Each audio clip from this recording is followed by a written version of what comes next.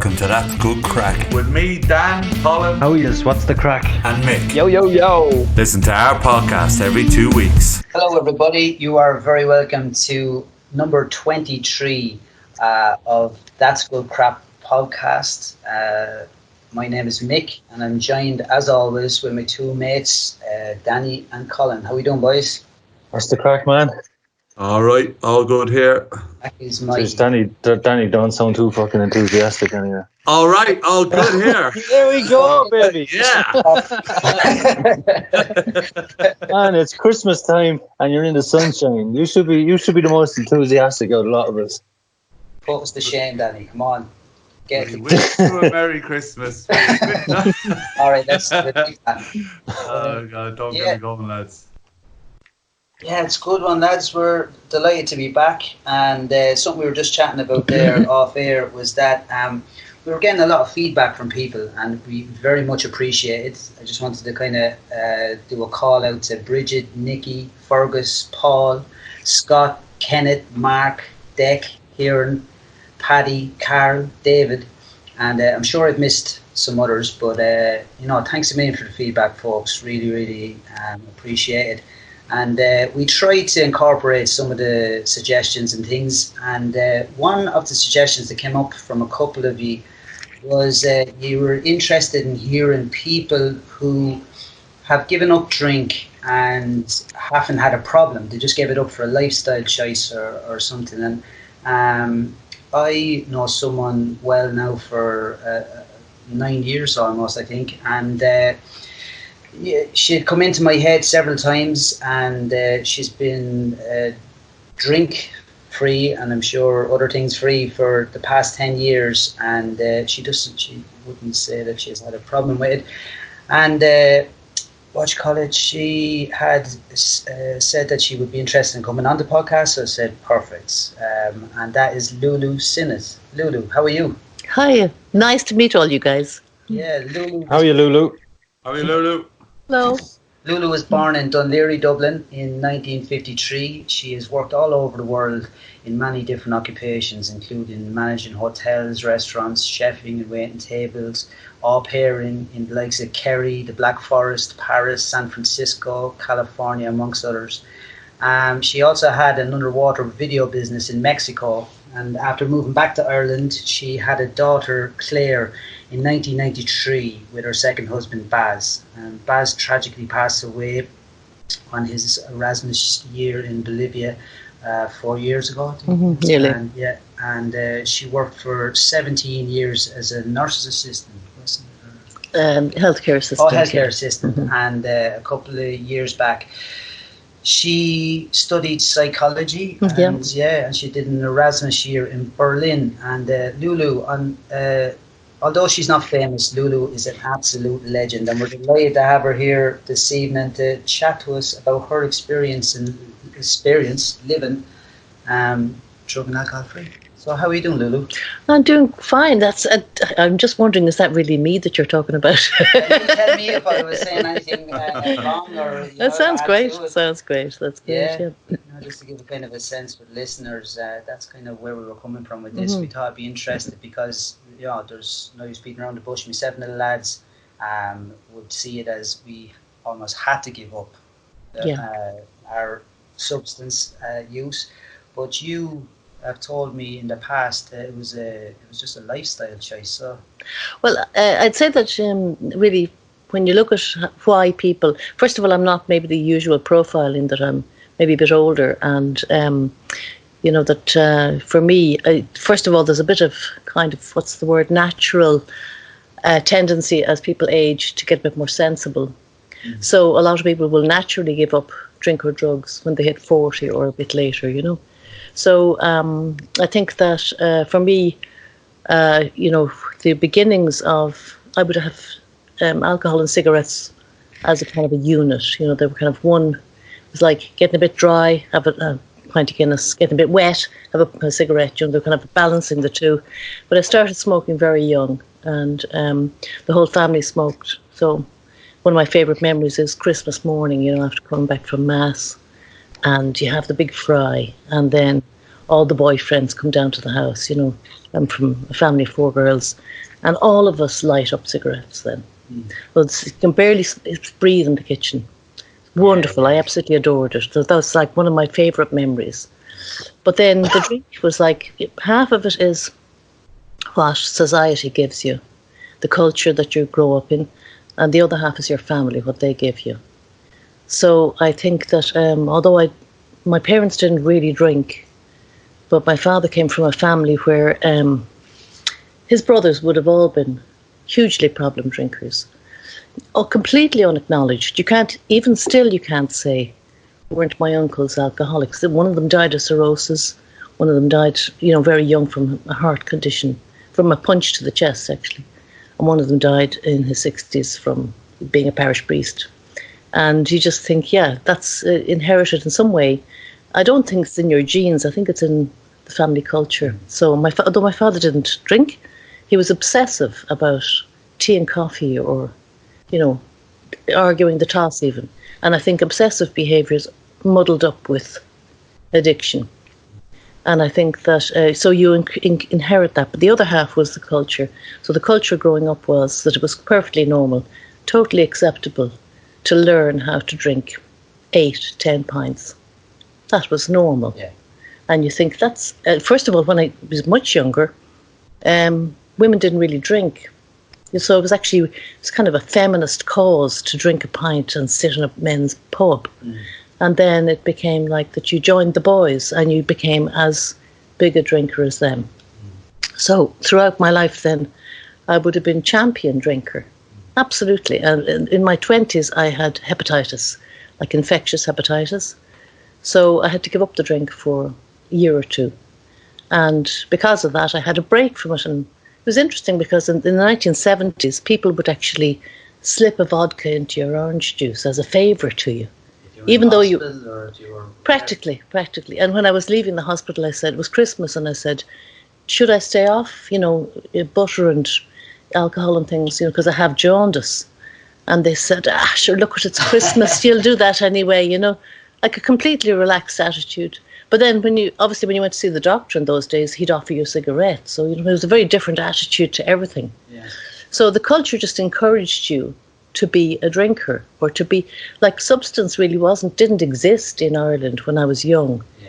So I grew up in Dunleary, where there was loads of Irish grass, and there was, you'd get Lebanese, or you'd get, you know, I suppose eventually an Afghan kind of whatever, a bit of dope, but to a huge degree, like cocaine or heroin was completely unknown, was completely exotic.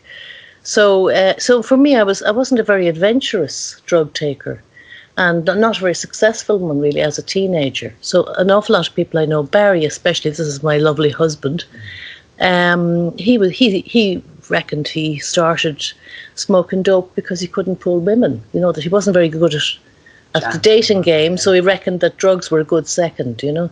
Whereas I was actually popular, and just when drugs were just kind of the icing on any cake, you know. Yeah.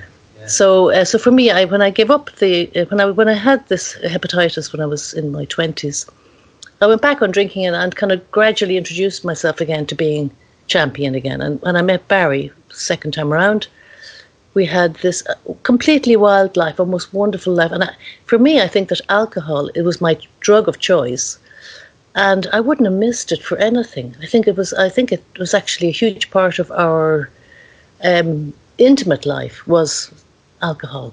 And back to the time when the year that you gave it up, for health reasons, that would have been the 70s, was it? Yeah, 1970, 75 and, or something. Like, I suppose you're saying it was different for women in those days. It wouldn't have been an unusual thing, would it? That like some women wouldn't have drank. Or they wouldn't have known because you wouldn't be in the pub culture as much, or that was it. I think even earlier, as a teenager, it was quite normal that my own father used to say there was a very unhealthy attitude in Ireland. You were either a drinker, which meant that you drank to excess, or else you were a pioneer. And he said pioneers are not healthy people.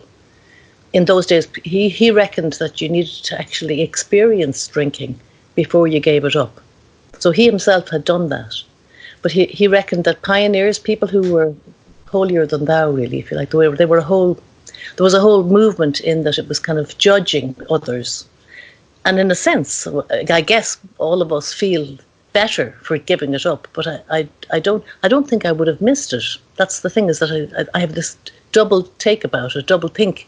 But I know that Fionnuala Flanagan was on the radio, I think, recently, saying that her husband's a psychiatrist, I think it is, and they met when they were drinkers.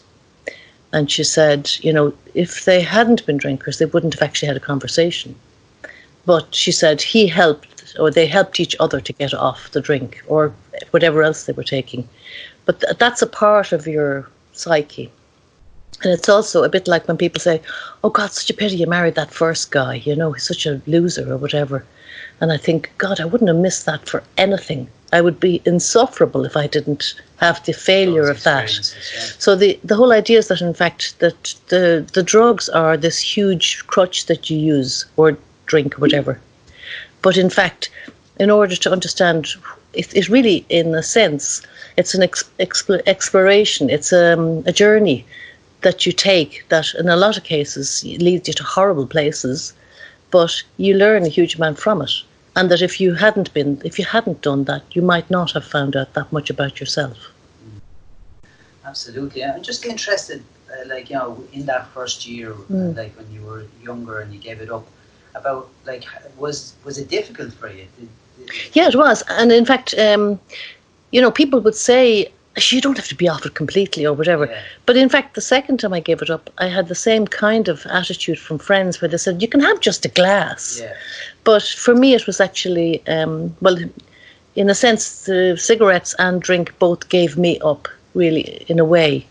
So this is not really a three-way conversation here. I feel as if I'm dominating everything. Sorry. The boys are big boys. They can jump in whatever they want. So I had what they call, sounds like an awful condition, spontaneous remission, where you wake up one day and you just can't do it anymore. So with cigarettes, I sat down one evening. I used to have Clare in bed, and I'd sit down and I'd roll 10 in a row. Yeah, 10 in a row. Smoke 10 cigarettes in a row. I'd been waiting all day to do this. And I used to do the same with drink as well, that I'd actually have tons, binge, really.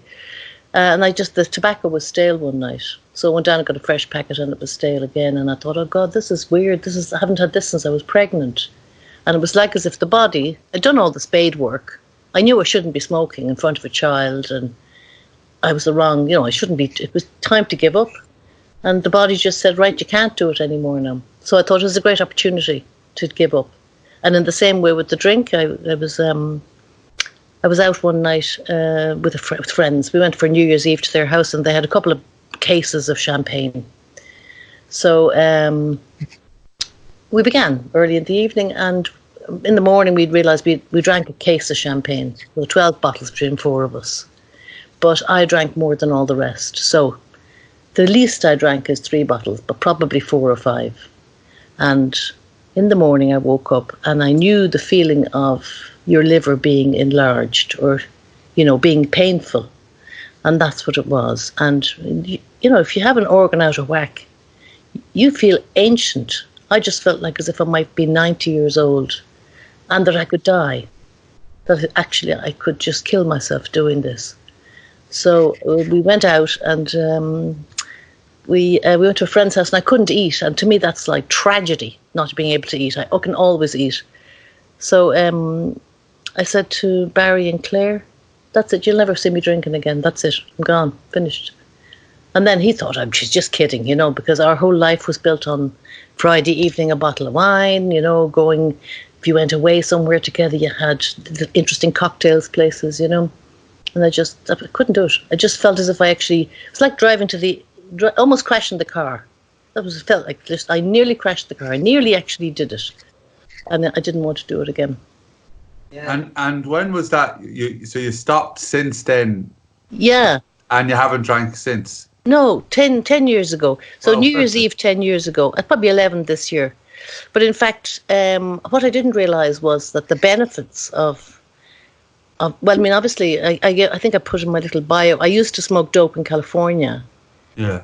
And I just found it way too strong. I just couldn't cope with it. It was just whacked over the head. It's actually made for kind of efficiency, so that you just take one toke and then you're done for the night. But for me, I just used to go to bed because it was too strong for me. So what was the point? What was the difficulties after it? What was it? Yeah, it was same on what Mick was saying there as well. Just thinking is that obviously so many I speak for myself anyways, but so many times I literally had that feeling where I was like, I need to stop. You know what I mean? I need to stop this carry on because it's not working for me. You know, well, the fact that I was, getting in trouble with the police and all different things were going on was like, these were all alarm bells saying it's time to stop. But I couldn't ever make that conscious decision to just stop on my own because obviously, as Mick shared, I had to go to a 12-step program. And what's interesting for me is you obviously came to a point and I made a rational decision and says, this isn't working for me. I need to stop. How did you find, from that moment you decided to stop, how did you, did you feel a massive, for me, I got massive bouts of obsessions to go back using again, and I really needed help. And my question, I suppose, is, did you find that as in any way for yourself, or was it just like, right, I'm stopping and that's it? It was more the kind of change of lifestyle that was tough. It is a change of lifestyle because Barry was hugely disappointed because our lives were bound up with drink and drugs, obviously, that would be part of it, if you like. And for him, it was like losing his partner in crime, really, and we had been through an awful lot of hairy situations as well because he was a small-time dealer, really, at the beginning of our relationship. And so we had a lot of shared shared substance dinner party stories. He was a great storyteller, So for him, it was a huge loss that I wasn't willing to drink anymore. And for me, I just felt he didn't understand, and nobody really understood that you get a kind of it's like a bolt from the blue. It's like you could have actually done yourself in that night. It was a bit like, the only thing I could compare it to was like crashing the car. So I got such a fright that I thought, and people still think I'm totally neurotic, that I would actually still not drink when I could drink now, if you like. They said, well, you could have a little drink now, couldn't you? But actually, I realised that once I got away from it, I realised that how toxic the whole thing is, and how, in fact, I don't have an off button. So if I had a glass of wine and there was a bottle there, I'd have to finish the bottle, and maybe everybody else's drinks too. There's something in me that there's some part of me that is an unfed child that just can't actually just say, look, that's enough. Barry was great at he was a wonderful person at gauging how many drugs he would take and how many he wasn't a huge drinker by comparison with me because I was consistent, but he had an ability to actually gauge just exactly to get the perfect high, really. He'd sometimes make a mistake and go over the edge, but in a way, he chose his drugs more carefully. There was some drugs he wouldn't go near. He just say no, that they're not good for you, really.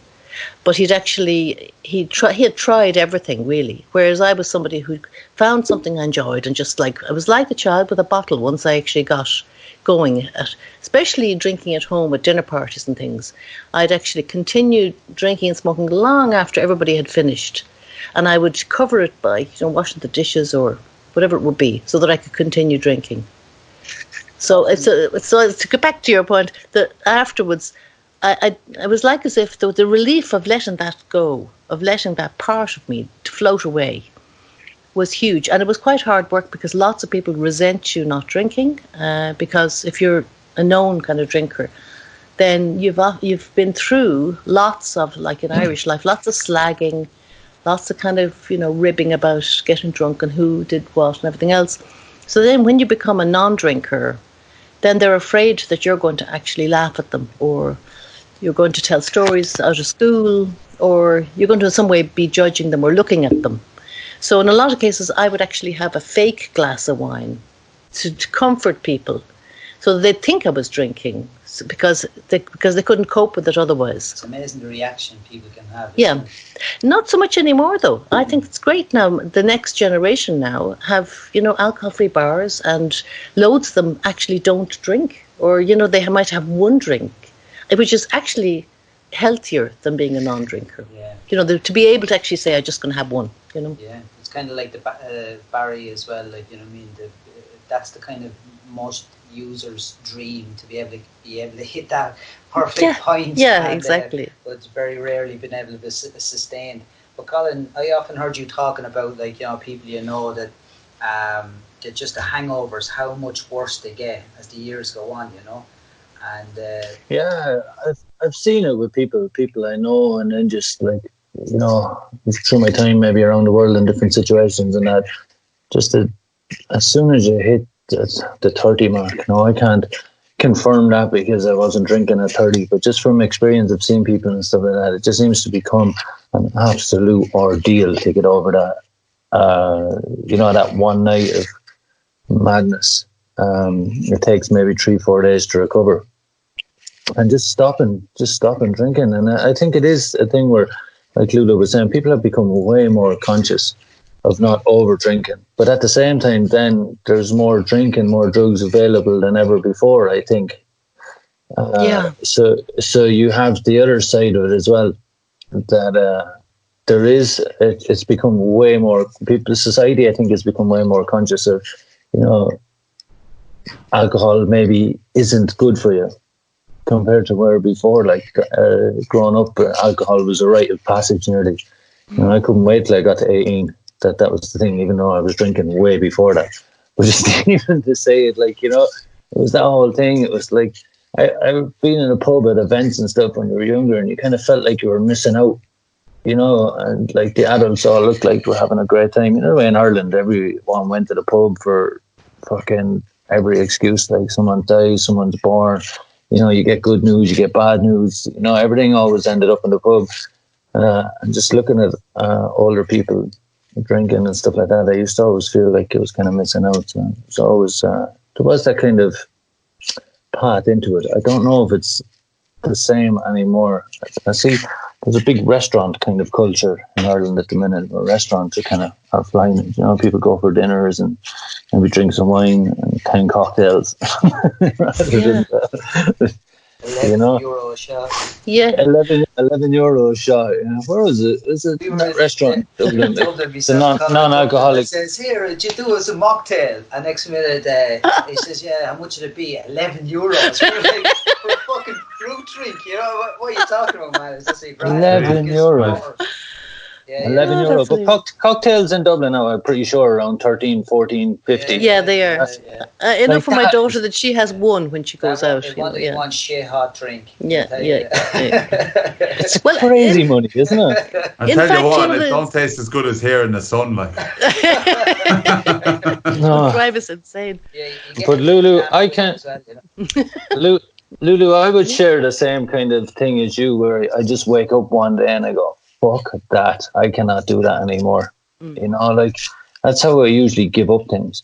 Now, there were certain drugs that I got involved in which didn't allow me that privilege, is just saying, okay, I'm off them. I kind of had to go about it a different way, but with, like, I have an ongoing battle with cigarettes and vapes, and like, it's a struggle, like, I gave up the vape pen there a while ago, but I just knew I was going to smoke a cigarette again. I had that feeling, because I wasn't sick of cigarettes. And then it just comes to the point with that every now and again where I just go, I can't do it no more.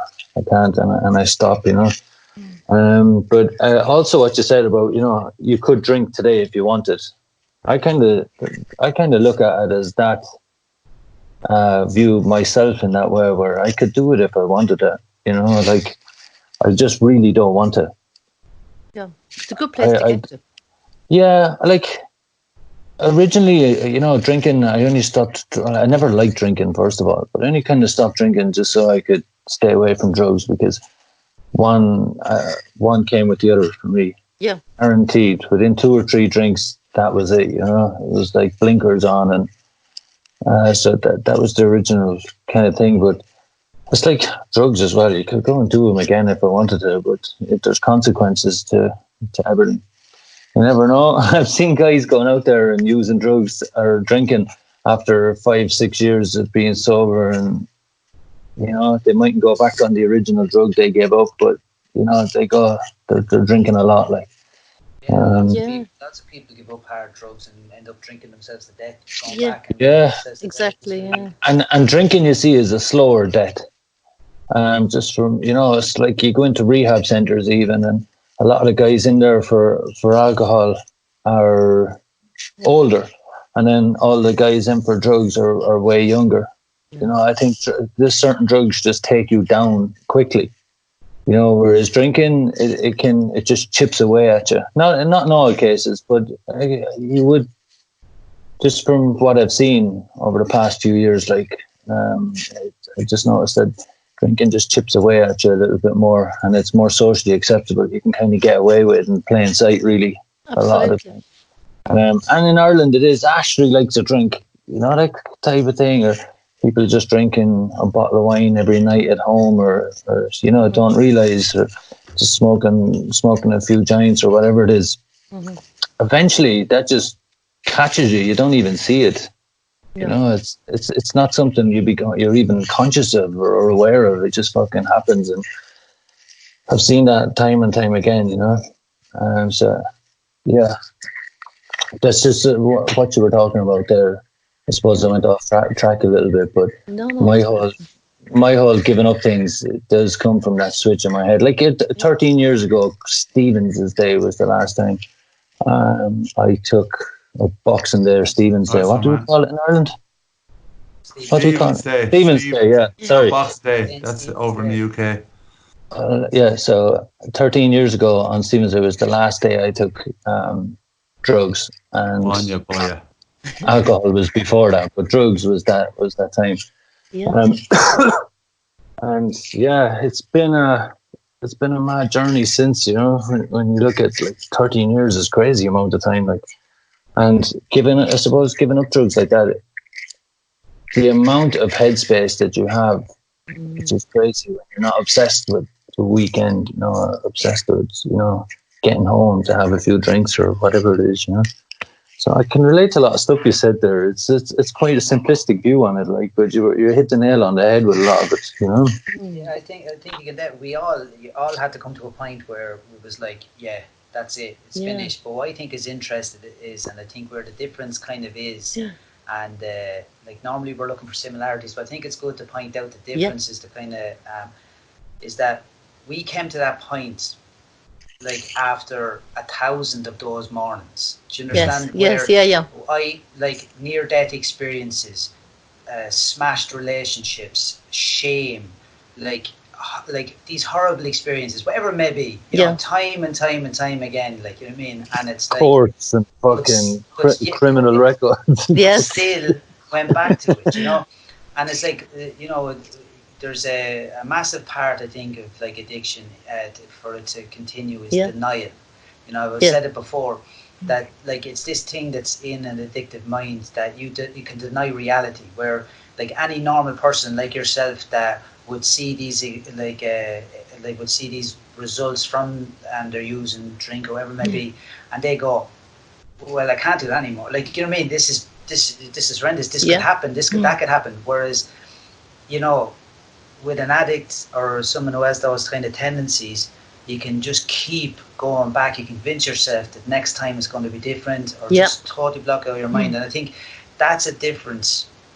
That there's loads of similarities, like, you know what I mean? But I think that is a difference, that it's like when that, like, the screws really had to be turned on us before you get to the point is when they say rock bottom or whatever they say. Yes, exactly. Like, I have no other options. I have two options. I'm going to die, or I'm going to give this up. Exactly. Actually, Mick, that's where I was trying to get to with that 13 years ago. I would have had to get help because I couldn't do it on my own.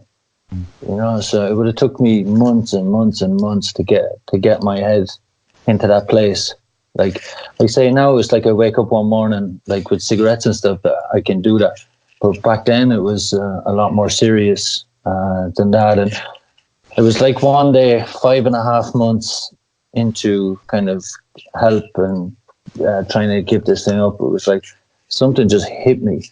It was like a hammer hit me across the top of the head and said, I was like, what the fuck have I done to my life, you know? I was like, how have I ended up in this mess? You know, I grew up kind of wanting to be a footballer and play in England and all that kind of stuff and be involved in athletics. Then all of a sudden I'm, you know, in this kind of mess that was unbelievable. You know, I had nothing. And I kind of look at it as a spiritual awakening, because from that moment, I've never wanted to take drugs again. I've never wanted to drink from that specific moment.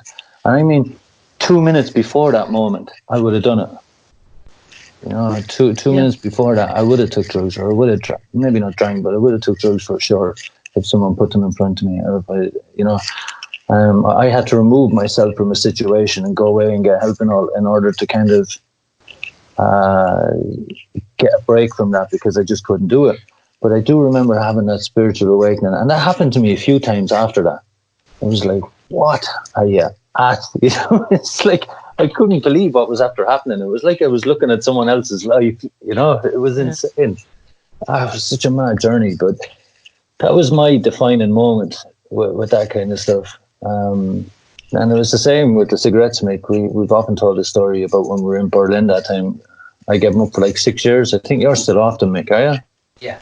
Well, I know you don't smoke now, but you've never went back smoking since, have you? Oh, no. Okay, yeah. It was the same. This guy gave us a tool to give up the smoking and stuff, and we just kept them up, and that was it, you know. But I would love if everything was like that, you know. It would have been a much easier path. I'm figuring if I get to the 100 mark and I get the check from the president, I'll have a smoke. Yeah, that's what we call it.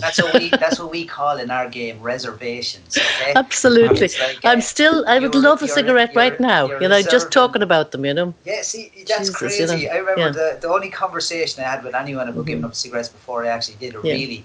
There was two. One was a guy, he was the father of my brother's ex-girlfriend, but we were in the pub and we could smoke at the time, and I got his wife up for a dance. There was like, you know, music being played and stuff like that. He was thanking me and all this, and he's kind of a quiet man, and he said, oh, I'd love a cigarette. I said, here, you should have one. And he went, no, I'm off them. I said, how long? 36 years. He went, wow. And I said, you'd still like one? He said, yes. And I was horrified. I was like, I ain't never given them up. I mean, if I had to go on a day-to-day basis, like wanting it, I just couldn't do it, like, you know, in a way. Well, yes, you can. Yes, you can. Yeah. Because I lived in Berlin, actually, in 2013, and everybody smokes everywhere, and it's all rollies. 40 boxes. No, rollies. And it's like I lived with two smokers, and I was just dying for a cigarette. But what I was dying for was a cigarette that I had 10 years ago, not this cigarette. The cigarette today would make me sick. I couldn't do it now. It's gone. And what I really like is that I'd be able to smoke in the next life, you know. Okay. One of the things I'd like to ask you, actually, just think, like, as we kind of touched on it before we actually started the podcast in a brief conversation, and for me, like, everyone at the moment has been talking about giving up and giving up things, and for me, if I give up something, I have to be taking on something else. And one of the biggest things that I think we've covered a lot in this podcast is, with other guests, is the fact that when we let go of something that's damaging or giving us destruction in our lives, well, for me personally, we start to take on other things. And I know for a fact that one of the biggest reasons why alcohol, cigarettes, all these things don't appeal to me is because the many things I've been able to take on since I've stopped those things. My life has changed drastically. As we talked about, I live in Tenerife. I've done scuba diving. I do many activities now. I have a life that's, let's say, free of many, many chains that alcohol and drugs and cigarettes have added to my life. And what I wanted to ask you based on that, because I've got so many different things in my life and so many good things, so many positive things, I know that picking up a drink or picking up a cigarette or picking up a drug will take a lot of those things away, and I'm not willing to give them away, you know. And the question I suppose I wanted to ask you was, when you made that conscious decision and you stopped, what were the kind of things that started coming into your life that you kind of felt, oh, this is something really positive because I've moved away from this one thing and it's brought other things into your life, I suppose is the question I'm asking. Yeah, I have two observations. I'll answer your one second, but the first I want to say was that although I'm miles away from all of you in terms of what my substance use was and how I came to finishing with it, that's a common perception is that, you know what I mean, that you have to really have 1,000,001 broken relationships and, you know, a wrecked life and a whole bunch of stuff before you have to give up. So that for me, giving up, people said, there's nothing wrong with you. Why, you're not an alcoholic or anything. Why are you giving up for, you know? You're showing us up kind of thing. So that in a sense that it's actually important that people can come to the realization that alcohol can be very damaging in that it's just running your life. Yeah. It's just like it's a marker. Every Friday you do this, you know what I mean? Whatever it is, every, you know, celebration is a bottle of champagne or whatever. And you just don't have to have that. So when I gave up, first of all, I had this wonderful rush of energy. And I'm an energetic person anyhow, but I have energy to do stuff now that I wouldn't have had before at all. That I can take on projects. Like I have to really pace myself because I'm actually have the free travel now, you know. So I have to make sure that I don't actually overdo it, you know. But in fact, the one thing I actually started doing was dance. And I just love it. I mean, I just mean that like going to festivals and stuff and dancing, which I would never really have allowed, you know, I've never really have thought of before. A meditation probably. Nice. It gives you, I mean, really, you can't, as a drug or, you know, substance user, you can't, meditation doesn't really fit in with it very well. Although I know lots of Buddhists who are big piss artists, you know. So it's like, you know, there's no guarantee, that's being judgmental of me maybe, you know, I don't know. So the whole point is that in fact Buddhist. I think that sorry I don't even know any Buddhists. Sorry, I'm a Buddhist myself, but only by philosophy, not by religion, you know. Yeah. Okay but fucking Buddhist, yeah. But yeah, I think that actually people don't realise quite what freedom there is attached to not being involved in substance. That there's like this incredible, it's like you had to go back in a way, giving up, you had to think, I loved my life till I was, whatever it was, I first started drinking 13 or something. I mean, I had a great time before that, wonderful times without alcohol. And there were times as well, because as a teenager, I didn't have any money at all, like zero. You'd walk to save the bus fare to buy bags or something, you know. So you could have great times on very little then. And you can go back to that too. There's nothing stopping you from going back to having, like, I don't want to be called, you know, some sort of an abstainer or something. You know what I mean? I'd like to think of a positive term for myself, really. Yeah. Rather than being a non, you know. Yeah, exactly. Yeah. I have to think of some term now for myself. I choose life. I choose a big television. I don't like when people call me sober. I don't have a problem with the word, or I don't like introducing or saying that. I don't know. For me, it's just it seems like a prison sentence or something. It is. Yeah, it's not a nice word. It's not a nice word. That's how I feel. Like, you know, like me and Mick were doing this talk recently at a mental health awareness kind of a week that they have in my hometown. We were talking. I was like, please don't introduce me as sober. I don't know why. It's just clean and sober, you know what I mean? I think I prefer to be a bit dirty, thanks. Filthy. It's just that word. I don't know what it is, because I don't have a problem with it in general. I just don't like it in relation to me, you know what I mean? Abstinence, you know what I mean? It sounds like, you know, what do you call it, celibacy or something. You know, it's awful kind of like a non-existence, you know? We're open to suggestions, folks. Anyone listening there to come up with... That would be cool. Sure. Actually, yeah.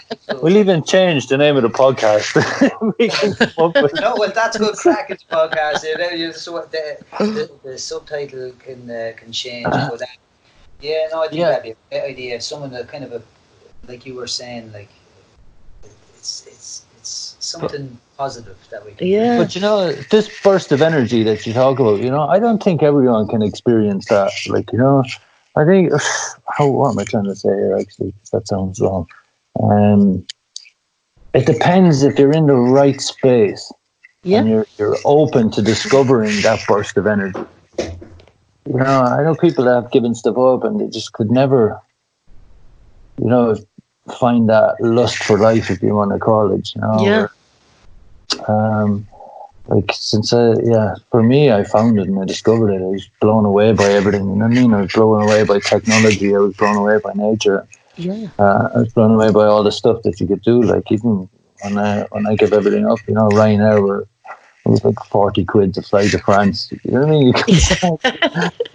That was insane, though. Think about that. 40 quid to fly to France. I think it's 50 quid to get a train to Cork. Not if you're my age. I must get a loan of that pass off you sometime. That's you get free. My dad got it, like, you know, and him and mother used to head off together. She'd get the free trip with him, so they'd be up and down the country. Just go somewhere and just go back again. You know Exactly. But just when you're saying, Colin, about, like, you know, I suppose what you're saying about the way different people can react to this. I suppose, Colin, what you could be talking about too is like that. Like, some people are very damaged when they come into this, you know, like, in a way. It's like, all of us are damaged, actually. Yeah, that's what it is. Like, you know, and it's like, and then you have, you know, different reactions to it, like, you know what I mean? I suppose when people see someone that's in bother with this or whatever it may be, you know, you don't know what's behind it, like, you know, you don't know what's, like, I don't know what your life experience has been, like, you know what I mean? I know what you've told me, like, you know what I mean? And, you know, I know the lads really well, but I don't know their whole life experience. No one does, you know, like, you know, other than them. And so, you know, like, we come into this with a different kind of, you can be damaged, like, you know. When you're saying that, Lulu, it's interesting to see, I suppose, going back to differences. I don't know why, like, I mean, but it's like, I was taken by you, like, when I met you with my partner. She knows you years, like, you know what I mean? And we met on the street in Dublin. And I remember you kind of put your hand up to my face and you were saying hello to me, and you, like, really kind of looked at me and you're like, how are you? You know, this kind of, and I was kind of taken aback, you know, like, in a way, and not in a bad way. It was just like, but something clicked to me. There's something in you, and it's like, I've seen it in some people, like my aunt, she passed away recently. She had it as well. She was a non-drinker, funny enough, like, she had no problems either. She never drank. And, you know, I see a similar thing in your daughter, Clare, you know what I mean? And there's another lady that my partner knows as well, and I met her once, and I remember coming back and I was just sharing this with her, that there's this kind of, you know, feeling I got when I met her, and my partner went, she's the untraumatized person. Like, this is years ago she said it to me, and this is the first time I ever heard this, you know what I mean? Untraumatized? Yeah, she was just, it wasn't a jokey way, it wasn't a deep way like that. She was just saying, it was just a really, like, you know, it was lightness in her, you know what I mean, or something, you know. It's hard to explain, but I know it's a similar thing in you, and also in me, different things like that. I don't have the answer to it, you know what I mean? I think that actually people assume that in order to have some trauma, you have to have had something hugely dramatic in your life. But only very recently I discovered that there was a trauma in my life when I was a very small child, you know, when my mother disappeared. She had to get an eye operation, so she was gone for 6 months, and I was left with my aunt. And so my aunt was her twin, and lovely woman, but much more strict than my mother. So my mother, I suppose, trying to cope or whatever, she used to put me to bed as a baby with 5 bottles lined up for me to just self-serve during the night, you know what I mean? And no wonder I had a problem with oral fixation. 5 bottles. So I just like for champagne. Just fling them on the floor as I'd finished, and wake up in a lake in the morning. Exactly, yeah. So anyway, my aunt came in and she said, like, I used to wake up in a lake in the morning, you know. So she said, I'm not putting up with this, you know. So she just took the bottles away, and my mother was gone. And I thought to myself, imagine that poor child. Imagine what it must have felt like. All your comforts just whipped away in one, and you were given a dodie or something instead, which I threw out of the cot and said, forget it, you know. But actually, the whole of my life, people have said to me, it's great, you're so independent. You are so independent. It's a great trait to have. You know, young woman, blah, blah, blah. That's damage. That's actually saying, nobody's going to fuck me over ever again. So I just think that those things, and my sisters all say, sure, it was nothing, we were grand, you know what I mean? But when my mother came back, nobody recognised her. Like, it was That's trauma. Yeah. Do you know that? Like, it was in That is, 1950s, so like it wasn't considered to be trauma. No, You know, as long as you were fed and clothed, it was like that was enough, you know. So I just think that actually, I only discovered that very recently that happened, and I had gone through therapy years ago, thinking it was to do with my father disappearing, and it was actually. I mean, that's purely an aside, but I think that like we all have these things. Sure, frickin' school was traumatic. Yeah. Myself and Barry had this thing in common, thrown out of 2 schools, both of us, you know, for being troublesome. But like, we didn't do anything. Do you know what I mean? It was just like endlessly repression, you know. So I just think that actually we burst out of that cage and into the pub or whatever it was available. And it was, I mean, I have to say that Ireland in the 1960s, 70s and 80s, I adored it. It was a wonderfully, it was very poor, and it was full of kind of imaginative ideas, terrible repression. And, you know, the one area that you were allowed to break out was the drink. That was the area that you could, you know, accept it completely, you know. Anyway, so I'm doing a long aside here, but I think that actually that, you know, you can't say so. Well, that trauma's not half as bad as my trauma. Do you know, whatever. No. It's all personalised in the end. You know, even to trivialise or not trivialise, but simplify your life. That's what I'm talking about. That we could talk about all these things, like, you know what I mean, and it's like about trauma and like stress, like, you know what I mean. People get I think misunderstand even with trauma. Obviously, there's like traumatic experiences you can nail. You can go, right, that was just and when you think of trauma, you think of like, you know, like say a car, that impact. But you know, just stress. There can be stressful situations in life. You know what I mean, where, or you know, an undermining of your identity. You know who you are. That can happen. Someone can just say things to you. You know, subtle things, subtle just looks, puts you down. And it just undermines your spirit, your being. But it's like that kind of like where you went with that is like it's realistic. My kind of blows my idea out of the water. You know, there's no differences. But it's like that's cool.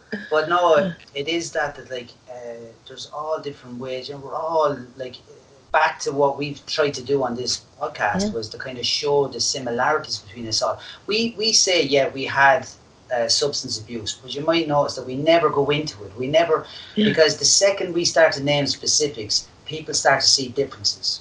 And it's like when you start going, I took this that way, this is what I did, blah blah blah. People start. My experience, unless you train yourself to actually look, identify, and see the similarities, people kind of shut down. They start, and it feeds into them being able to go, oh, that's not me. That's not me. And I think there's so much more similarities between us all. And it's like us that maybe get to the extreme end of it, you almost have a kind of not an excuse, but like, you know what I mean, you have that kind of thing where you at least can say, you won't be questioned in the same way. No, I was questioned in that way. When people said to me, like, there was certain things like they were like, you need to give that up. But when I said I was going to give up alcohol, which is the last thing I actually did separate them out and went, people were horrified. Like horrified. They were like, I remember meeting a girl that I dated for a long time. Like, you know what I mean, I met her on the street, and she was like, "Geez, you're looking healthy." Like I was clean thing. I said, "Yeah." She says, so yes, still off everything. Yeah. And I was like, "Oh yeah." And she goes, "Like drink?" And I went, "Yeah." And she went, "Seriously?" And I was like, "Yeah." She says, "But drink is you." She didn't say like. She said, "Drink is you." I was like, "That's what." I mean, I was like, "Well." So I did get that, but I suppose ultimately I did have that to fall back on, going saying, listen, if I do that, I'm gonna go back to where I was. That's the way I keep going. No, I think, like, you know, it's all just a symptom, a lot of this stuff, you know. Well, you could say that Ireland suffers from post-colonial syndrome, that we haven't really, you know, we don't really own our own country in our own heads yet, but we're getting an awful lot better. I think there's I feel a huge amount of hope about Ireland over the last 10 years. I think that actually, that even giving up the drink initially was much more work than now. And now people don't, it's much more like drinking in Europe now. You know, where you go out in Europe and you have, you know, you could sit in a place and you could have a cappuccino or an ice cream or a glass of wine or a beer. Been into many main streets of the Saturday night, so Lulu, recently not a lot has changed. In Berlin, you mean? No, I mean in Ireland, like, you know. Oh no, I don't mean sorry, this is excluding Temple Bar now. Do you know what I mean? That actually it's not, if you actually went to the local pub, if I went to the local pub and I had a Coke, nobody's going to question me now. Yeah. But part of it is to do with my age as well. Just that, like, people think, well, sure, once you're an old one anyway, you're kind of a bit of a lost cause, you know. Although I don't know. I'll never forget going into a place. I think it was in Tuam, the fastest town in Ireland. I literally Tuam. So we're in Tuam, and me and two other lads that were off to drinking drugs, and we're all dressed up in leathers. This was not a kinky leather outfit. This was we're on motorbikes, and we went into this bar, and went up to the counter, and it was like, "What do you have, lads?" And I'd have a peppermint tea. And it was like, there's a group of us all ordering like different herbal teas, and a lad was like looking at us, like, you know, at the time I had a skin head as well, so and they were like looking, going, "Are you serious?" Says, yeah. And they brought your man, big conversation starter came over to us like, "Jeez, lads, I thought you'd be having a Guinness or whatever it is." You know, I was shocked that you were ordering herbal teas. You know what I mean? It was that general kind of shock on the whole not drinking thing. These big lads, bikers, out on a spin on I can't remember what day it was, but it'd be kind of given that you'd have a drink, you know. Back then, obviously, now drink driving has changed a lot in Ireland, but back then it would have been like, I seen a video. No, where it was. Back then, for the old nerves, like it is. Yeah. You can't drive at 200 miles an hour, so. But the other thing that I was kind of listening to the conversation as it went on was the talk about the labeling of sober or whatever, and I particularly, I was thinking about the labeling and how it affects me. One of the biggest things that I like is the word clean, because for me it means I've got a clean slate to do whatever that do what I want. I've moved away from something and I'm clean. It's a fresh start. And when I gave up drinking drugs, it generally was I got a fresh chance at life. You know what I mean? Because I was in a place that was just, there was no real. I can honestly tell you, it was either prison or I just had enough. And to be given a fresh start or a clean slate was just a powerful thing for me. And my life since then has had its ups and downs. But I honestly feel when people say, I was in a bar the other day and someone said to me, "Do you find it hard, like, not drinking, giving it up?" And I said to him, "I don't even think about it, to be honest with you, anymore.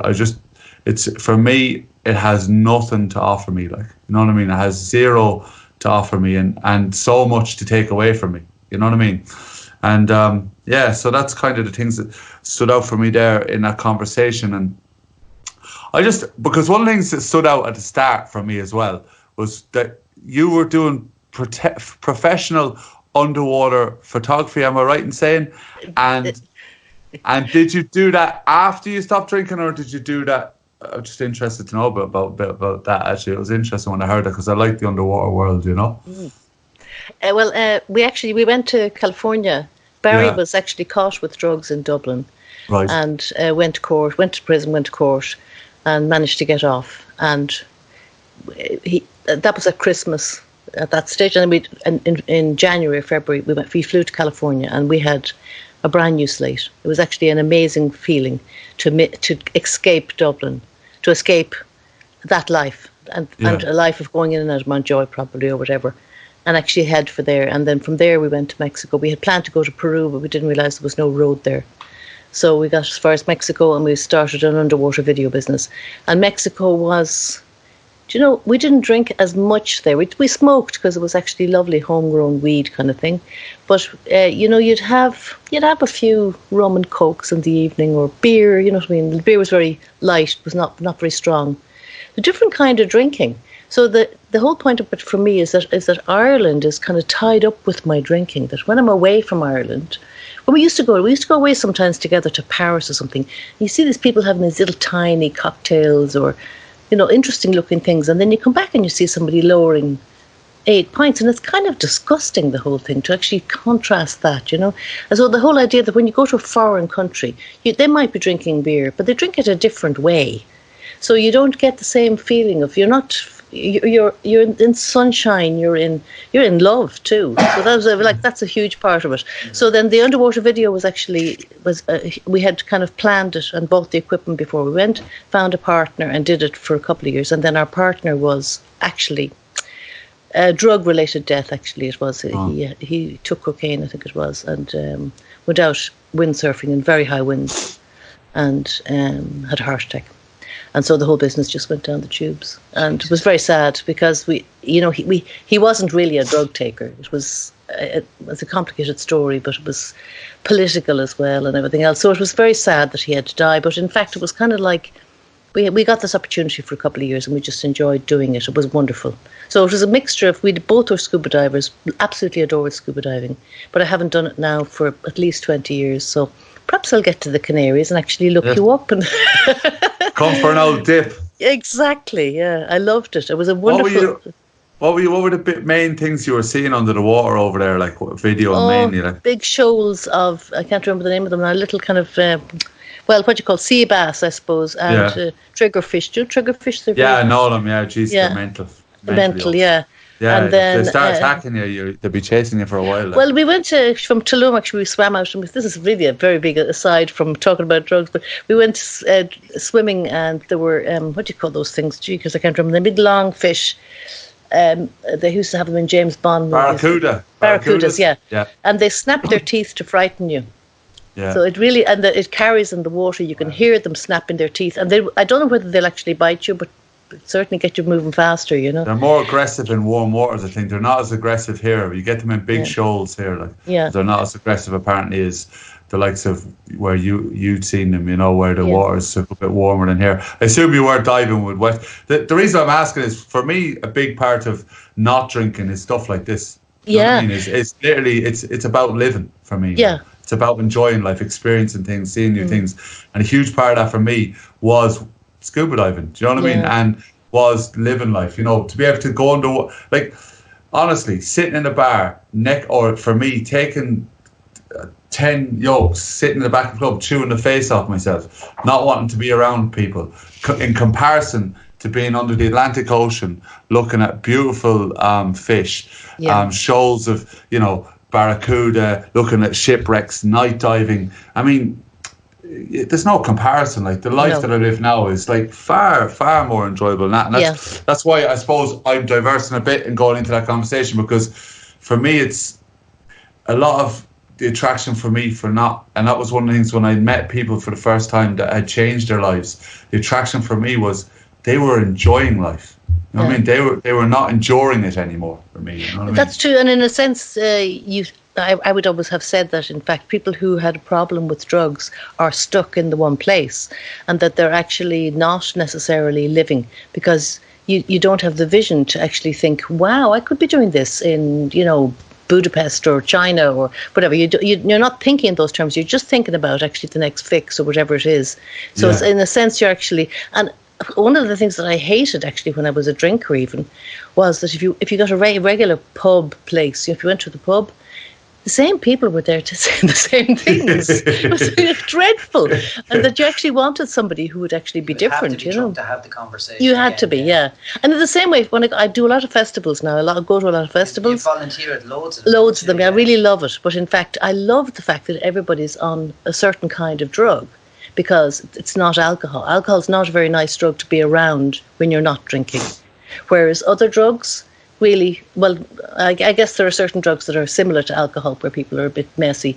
But if you're actually getting people who are happy, it's a very pleasant place to be when you're not you can be part of the scenery. So I just think that festivals for me are a great location. In the same way that going to Europe, you know, to drinking places in Europe where drunkenness isn't regarded as the norm at all. It's, you know, people are very... disapproving really of drunkenness. They don't like it. I mean, they come to Ireland to get drunk, you know, the Germans or the Italians or whatever, but they don't actually like it in their own place. So, yeah. Well, just to change it a bit, but something that's just after clicking in my head. You homeschooled your daughter. Yeah.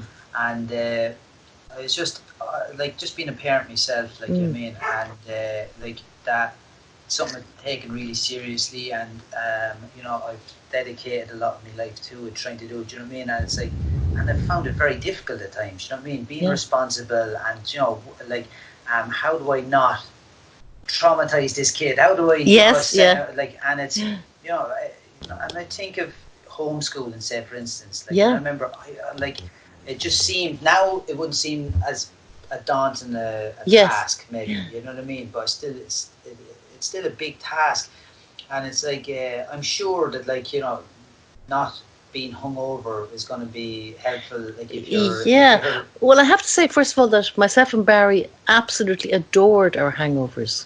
Now, that sounds like a total contradiction, but some layer of your brain is kind of exposed when you're actually really hungover. And you can have these amazing conversations.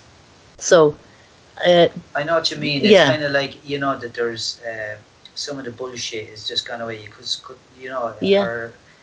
Yeah. it's... or you can actually kind of like just kind of get to places that you wouldn't normally get to. Now, maybe that's what you think you're doing when you're drunk or whatever, but you're hungover, you're just in a different level. So the hangovers were grand, and in the same way, Clare was always a very easy child to be around because we included her and everything, really.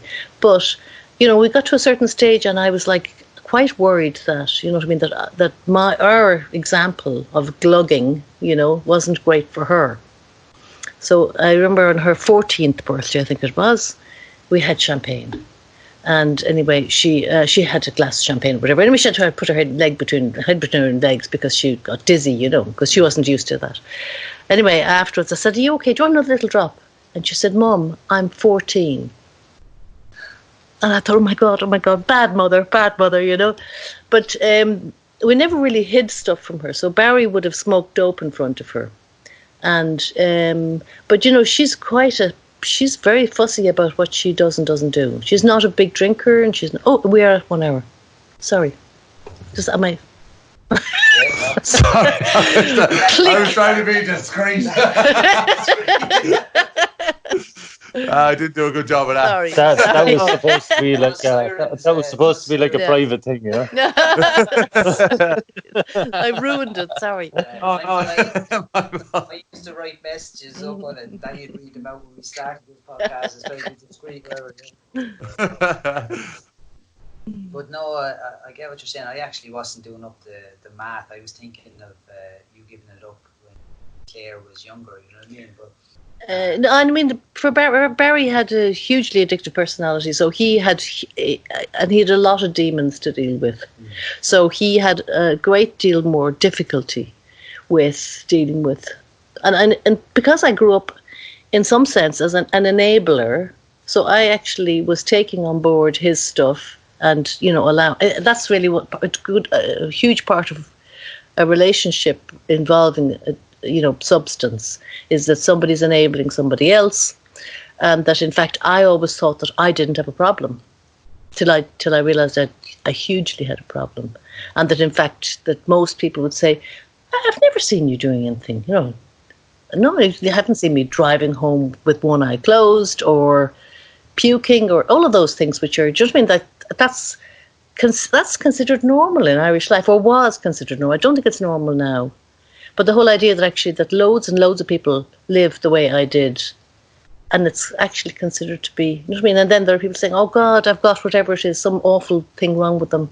It's like, diet and alcohol or substance doesn't come into it, So it's like, part of it is completely self-interest, and I hope all of you realize that that's what it is too. It's to do with actually survival. Survival in order to scuba dive. Yeah, exactly. But that's what it usually is like when there's something wrong. It's always something else, rather than looking at the obvious. Like if there's something wrong, it's always good to maybe start with the drink, and the drunk is and see. It is though, it is. And I've seen it multiple times where it's definitely not that, but that is like whatever's wrong would be actually direct symptoms of that issue, So.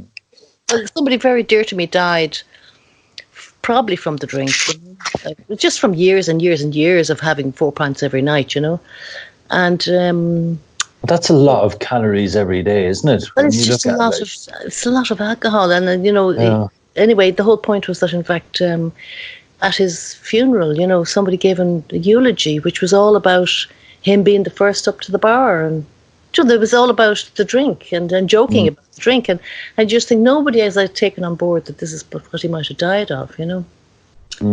That's a cheery thought to finish.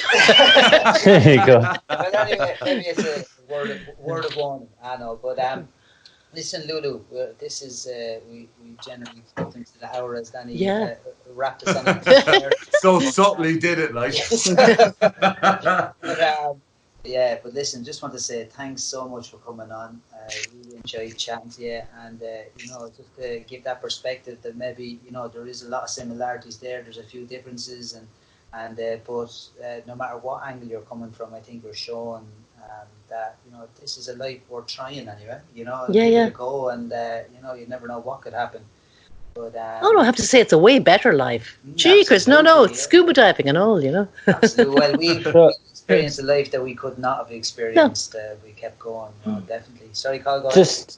Just to say, we're going to do a live show, a live podcast, or we're going to, do it in Dublin for our year's anniversary. You should definitely come along, Lulu. And thank you. Yeah. No, but we're hoping to have an audience there. Well, whoever wants to come, and we just, you know, it would be quite nice. I think just to celebrate a year of us talking shite. Well, it was really lovely talking shite with you too. I'd like to differ. I talk words of wisdom, Colin. Even Danny's going to fly from Spain for this one, so it's pretty cool. I have to rob a jet yet. Right. So listen, it's been great. Sure. Thanks a million, Lulu. Oh, thank you so much. I really enjoyed this. I was so afraid I wouldn't fit in here, but I think I did. You Absolutely. You were great. Yeah. It's like that old thing in the old Irish saying, sure, it'll be grand. Great crack. All right, lads. Well, I have to fly anyway, but it's been great chatting to you again, and chat to you next time.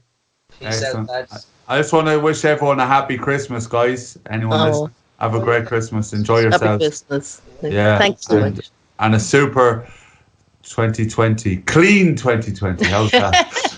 With a clean slate. Yeah, and we'll have the new term for whatever we are, the positive kind of name. I'm gonna think about that one. Yeah, Legends. exactly. Legends. That's a good one. That's good crack, that legend lifestyle. I love it. I love it, Colin. That legend lifestyle. Legend lifestyle. Right, go on that note. I'll chat to you next time, lads. I have to leg it. Thanks. See you, boys. Don't forget to subscribe to That's Good Crack on iTunes, Spotify, Podbean, and wherever you're listening to it right now.